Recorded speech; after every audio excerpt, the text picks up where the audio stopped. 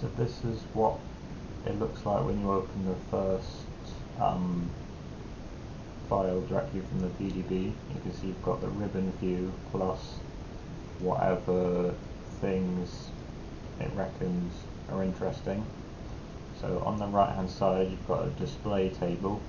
If you right click the icons you can hide the whole thing or individual components.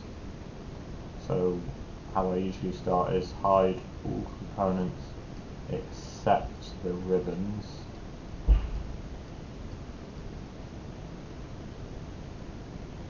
So you've just got the ribbon view of the whole peptide. So you can see it's a trimer. I have no idea what this protein is. So this first thing is the selection. So the selection browser shows what the different parts that are available in the structure, and then underneath is what's actually selected.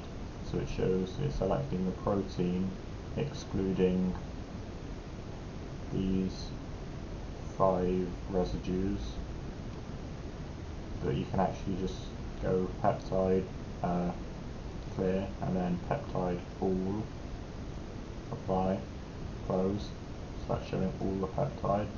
This second column is colour, so you can colour by atom type, but that doesn't work for ribbons. By chain, so it shows the chains in different colours. Then you've got edit colour scheme, where you can see at the moment it's got the chains in different colours, but you could add a line and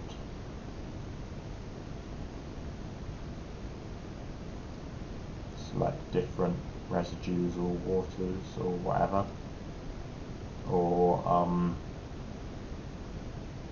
colour by atom type I'll come back to later. And then this is what view you want, so you can see ball and stick or spheres, worm, ribbon's most useful for the whole thing. And then this next selection, if we show it, is this residue that it thinks is useful. If you go to selection browser and then peptide, and you can select whichever residues you want. You might clear it and just start again, whichever residues, so you have no idea which ones these are.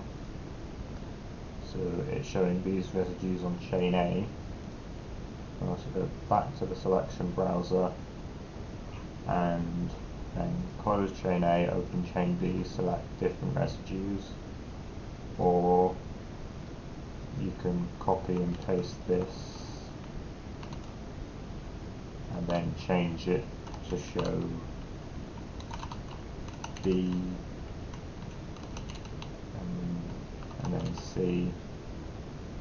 Then you can also change the selection by various different things, but the neighbours is where you select within a certain range of a ligand you're interested in, so it'll show all the things near that ligand. We'll stick with this for now, and then you can change ball and stick to cylinders if that's what you want. So it's showing these residues here. You can go back to selection browser and then limit the selection. I'm not sure what I'm doing, I'm no expert with this.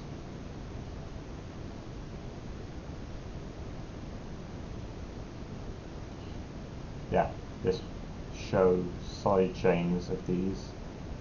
So if you close that, you can see it's now just showing this side chain here rather than the backbone amino group as well. And then if you can somehow create new display objects, maybe at the top, I don't know, left click on this icon here right click hides it. So left click, add display option, then surface, that's not what I want. Add display object.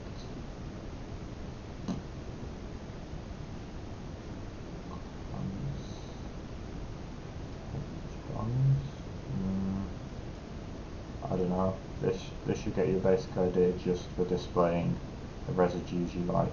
But for these highlighted residues, if you look at the colour, you can edit colour scheme. So this shows whether you want to apply it to just this model or all models.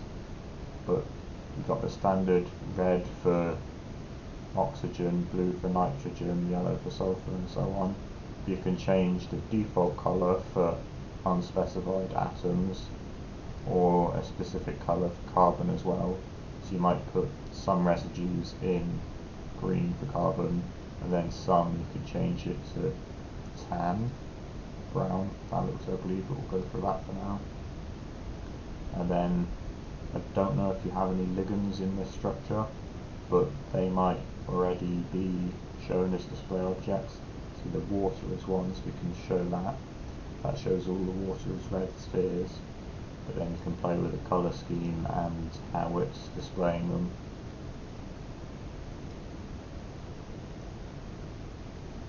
Hopefully that should be useful for a start. Where do I stop recording?